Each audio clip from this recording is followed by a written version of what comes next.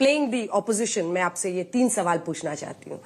MSME वो कह रहे हैं कि हम अपने डोमेस्टिक मार्केट को कैसे प्रोटेक्ट करेंगे जब हम उनको प्रेफरेंशियल एक्सेस देंगे यूरोप को, क्योंकि हमें निःशुल्क बहुत सारी सामान भेजेंगे तो हम इंपोर्ट भी करेंगे।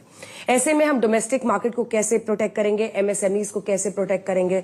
दूसरा, उनका कहना है कि इसको mother of all trade deals कह के बहुत ब्लो अप किया जा रहा है। हालांकि ये उर्सुला जी ने पहले किया था, उसके बाद से आप सब बोल रहे हैं। और तीसरा, आने वाले वक्त में मतलब उनका ये मानना है कि कहीं ऐसा ना हो कि हम एक खिलौना बन के उनके लिए रह जाएं और वो ज्यादा फायदा उठा ले जाएं, वो विकसित देश। ये जो कमजोर सोच के लोग हैं, ये उनकी सोच दर्शाता है।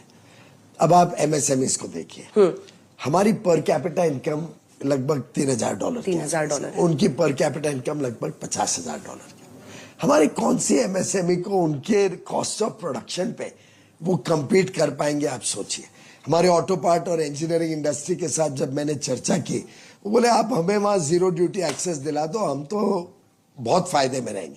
आप भारत की चिंता मत करो, हमारे पास इतनी क्षमता है कि हम कभी भी उनके कॉस्ट ऑफ मैन्युफैक्चरिंग से कम दाम पे अच्छी गुणवत्ता का सामान बना सकते। हमारी ऑटो इंडस्ट्री को देख लो, और जिसपे काफी एमएसएमई निर्भर होते हैं। हाँ। हमने 90% जो भारत में गाड़ियां बिकती है उसको तो पूरा ट्रेड डील के बाहर ही रखा।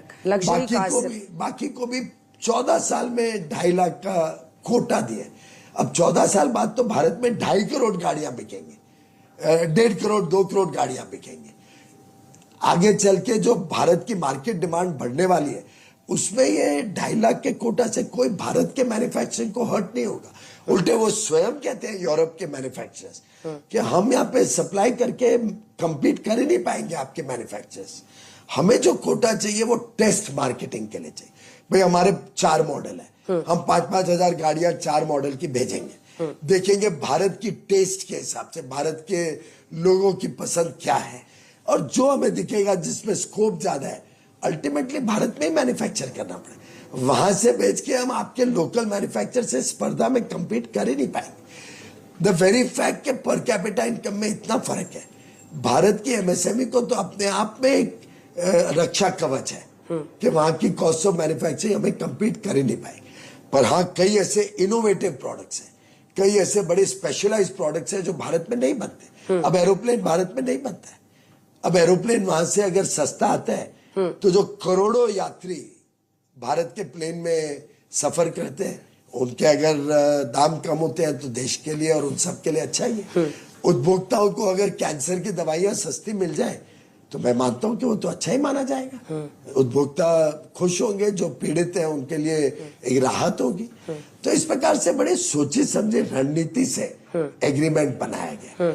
और रही बात, जो कमजोर लोग ये भी सोचते हैं कि हम खिलौना बन के रह जाएंगे। आप सोचिए, आपने वर्षों से सुना नहीं है कि बांग्लादेश कैसे $30 बिलियन का टेक्सटाइल बेचता है, वियतनाम कैसे इतना टेक्सटाइल बेचता है, भारत क्यों नहीं ये मार्केट में बढ़ पाया। उनकी $250 बिलियन की टेक्सटाइल मार्केट है, इंपोर्ट करते हैं, मार्केट तो और बड़ी, इंपोर्ट 250 बिलियन का, भारत से सिर्फ 7 बिलियन का जाता है, यानी 3% है उनके बाजार का। क्यों था कि बांग्लादेश जीरो ड्यूटी पे एक्सपोर्ट करता था, लीस्ट डेवलप्ड कंट्री होने के नाते। वियतनाम का एफटीए था, जीरो ड्यूटी पे एक्सपोर्ट करते। हम 12% ड्यूटी तक पे करते थे, 9, 10, 12 अलग अलग आइटम थे। अब वो सब जीरो हो जाएगा 6-8 महीने में। तो क्या हमारी टेक्सटाइल इंडस्ट्री में इतनी क्षमता नहीं है कि हम और कोई भी देश से ज्यादा हम सामान बेच सके? मैं तो मानता हूं टेक्सटाइल अकेले $50 बिलियन वहां बेच सकती है। हमारे लोगों को निवेश करने को मौका मिलेगा, हमारे युवा युवतियों को, खासतौर पे महिलाओं को रोजगार मिलेगा, कमाई मिलेगी, और स्किल जैसे जैसे डेवलप होगा तो आमदनियां भी बढ़ेंगी।